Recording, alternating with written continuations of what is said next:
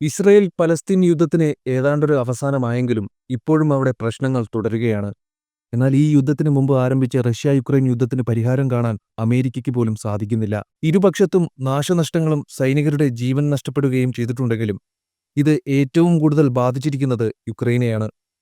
പ്രധാന പ്രശ്നം ഈ കുഞ്ഞൻ രാഷ്ട്രത്തിലെ അംഗസംഖ്യ തന്നെയാണ്.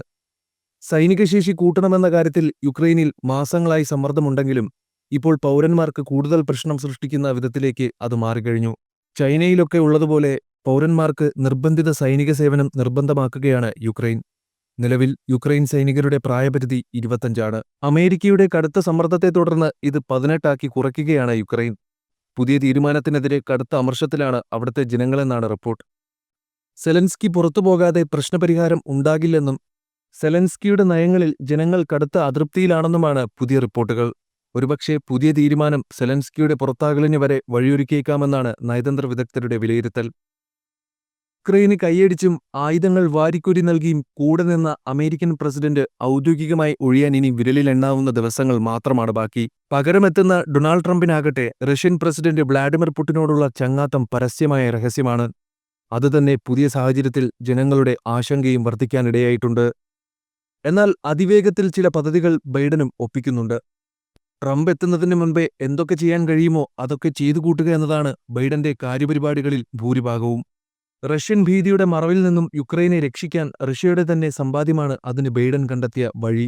സ്ഥാനമൊഴിയും മുമ്പ് മരവിപ്പിച്ച റഷ്യൻ സ്വത്തുക്കൾ കണ്ടുകെട്ടാൻ ശക്തമായ നീക്കം തന്നെ ബൈഡൻ നടത്തുന്നതായ വിവരങ്ങളാണ് ഏറ്റവും പുതുതായി പുറത്തുവരുന്നത്. ഇതിനായി അമേരിക്കയിലെ ഉന്നത ഉദ്യോഗസ്ഥർ യൂറോപ്യൻ യൂണിയനിൽ സമ്മർദ്ദം ചെലുത്തുകയാണെന്നാണ് CNN അടക്കമുള്ള മാധ്യമങ്ങളും റിപ്പോർട്ട് ചെയ്തിരിക്കുന്നത്. 2022 യുക്രൈൻ സംഘർഷം രൂക്ഷമായതിനു ശേഷം ബ്രസൽസ് ആസ്ഥാനമായുള്ള യൂറോക്ലിയറിൽ കൈവശം വച്ചിരുന്ന $300 ബില്യൺ റഷ്യൻ ആസ്തി അമേരിക്കയും പാശ്ചാത്യ രാജ്യങ്ങളും മരവിപ്പിച്ചിരുന്നു.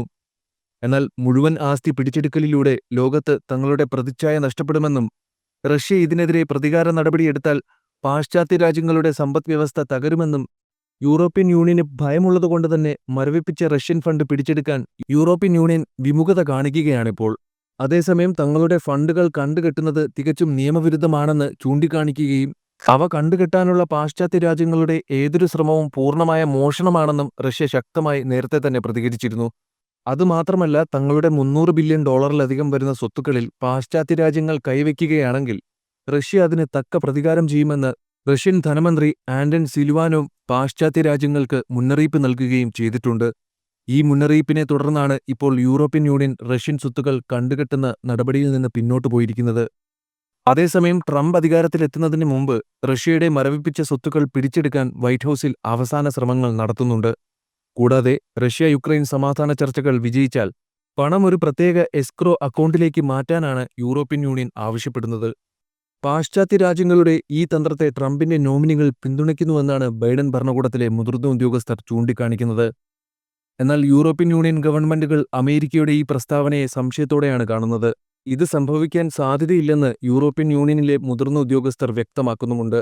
ഈ ആഴ്ച റോമിൽ ഇറ്റാലിയൻ നേതൃത്വവുമായും യുക്രൈനിലെ വ്ളാഡിമിർ സെലൻസ്കിയുമായും നടത്തി ബൈഡൻ റഷ്യൻ ഫണ്ട് കൊണ്ടുവരുമെന്ന് പ്രതീക്ഷിച്ചിരുന്നുവെങ്കിലും ലോസ് ഏഞ്ചൽസിനെ നശിപ്പിച്ച കാട്ടുതീ കാരണം യാത്ര റദ്ദാക്കുകയായിരുന്നു.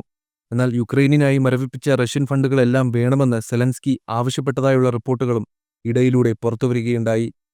ഞങ്ങൾ ആ ഫണ്ട് എടുക്കാമെന്നും ഞങ്ങളുടെ ആഭ്യന്തര ഉൽപ്പാദനത്തിന് റഷ്യയുടെ മരവിപ്പിച്ച ഫണ്ട് ആവശ്യമാണെന്നും സെലൻസ്കി തുറന്നു പറഞ്ഞിരുന്നു. ആ ഫണ്ട് ഉപയോഗിച്ച് അമേരിക്കയിൽ നിന്ന് എല്ലാ ആയുധങ്ങളും വാങ്ങുമെന്ന് സെലൻസ്കി പറഞ്ഞതായുള്ള വാർത്തകൾ പുറത്തുവരികയും ചെയ്തു. എത്രയൊക്കെ നാണംകെട്ട നടപടികൾ ചെയ്തിട്ടാണ് സെലൻസ്കി യുദ്ധം മുന്നോട്ട് കൊണ്ടുപോകാൻ ശ്രമിക്കുന്നതെന്ന് ഇതിൽ നിന്നൊക്കെ തന്നെ വ്യക്തമാണ്. പക്ഷേ യുക്രൈന്റെ ഈ നീക്കത്തിലൊന്നും തന്നെ റഷ്യയ്ക്ക് യാതൊരു കുലുക്കവും സംഭവിച്ചിട്ടില്ല. പാശ്ചാത്യരുടെ കാരുണ്യത്തിൽ കിട്ടിയ ദീർഘദൂര മിസൈലുകൾ ഉപയോഗിച്ച് റഷ്യൻ പ്രദേശത്ത് അടുത്തിടെ യുക്രൈൻ നടത്തിയ ആക്രമണങ്ങൾക്ക് മറുപടിയായി അതേ തോതിൽ തന്നെ റഷ്യ യുക്രൈനിന്റെ പ്രധാനപ്പെട്ട ഗ്യാസ് എനർജി ഇൻഫ്രാസ്ട്രക്ചറിന് നേരെ മിസൈലുകൾ വിക്ഷേപിച്ച് മറുപടി നൽകിയതായി റഷ്യൻ പ്രതിരോധ മന്ത്രാലയം അറിയിച്ചിരുന്നു.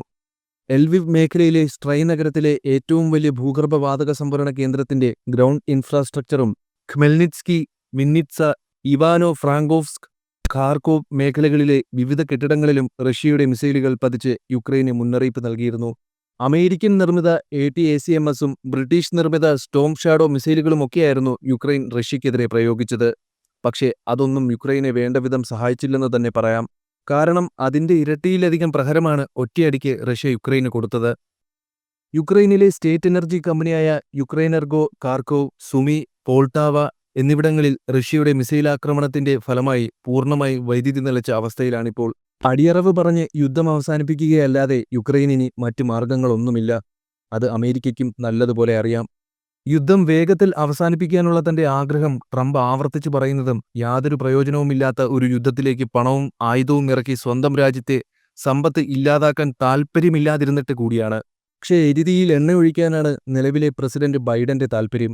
ട്രംപിന്റെ സ്ഥാനാരോഹണത്തിന് മുന്നോടിയായി യുദ്ധക്കളത്തിൽ യുക്രൈനിന്റെ നില മെച്ചപ്പെടുത്തുന്നതിനായുള്ള പല വഴികളും കാര്യമായി ബൈഡൻ അന്വേഷിക്കുന്നുണ്ട്. അതിനായി റഷ്യൻ ഊർജ്ജം കടത്തുന്ന രഹസ്യക്കപ്പലുകൾക്കെതിരെ അമേരിക്ക കഴിഞ്ഞ ആഴ്ച പുതിയ ഉപരോധം പ്രഖ്യാപിച്ചിരുന്നു. $500 മില്യൺ മൂല്യമുള്ള ആയുധങ്ങളുടെ അന്തിമ ഗഡു യുക്രൈന് അയക്കുമെന്ന് വൈറ്റ് ഹൗസ് പ്രഖ്യാപിച്ചതിന് തൊട്ടുപിന്നാലെയാണ് ബൈഡന്റെ ഈ തീരുമാനം.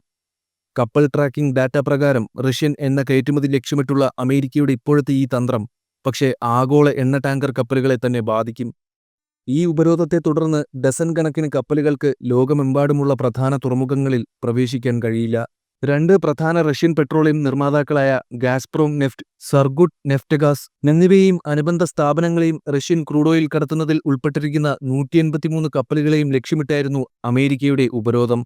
പക്ഷേ റഷ്യയെ പ്രകോപിപ്പിക്കാനാണ് അമേരിക്ക ഇത്തരമൊരു നടപടിയെടുത്തതെങ്കിലും അത് ആഗോള എണ്ണവിപണിയെ തന്നെയാണ് ബാധിക്കുക. അധികാരം വിട്ടിറങ്ങുന്നതിന് മുമ്പ് ഇങ്ങനെയാവുന്ന വിധത്തിലെല്ലാം യുക്രൈനെ കരകയറ്റാൻ ബൈഡൻ ശ്രമിക്കുന്നുണ്ട്. യുക്രൈനിലേക്ക് അയക്കാൻ കോൺഗ്രസ് അധികാരപ്പെടുത്തിയ പണത്തിന്റെ അത്രയും പണം തന്നെ അവരെത്തുന്നതിന് മുമ്പ് യുക്രൈനിൽ എത്തിക്കാൻ ബൈഡൻ ഭരണകൂടം തിടുക്കം കൂട്ടുന്നുണ്ടെങ്കിലും കാലാവധി അടുത്ത ആഴ്ച അവസാനിക്കാനിരിക്കെ അത് മുഴുവൻ വിതരണം ചെയ്യാൻ സാധിക്കുമോ എന്ന ചോദ്യവും ഉയരുന്നുണ്ട്.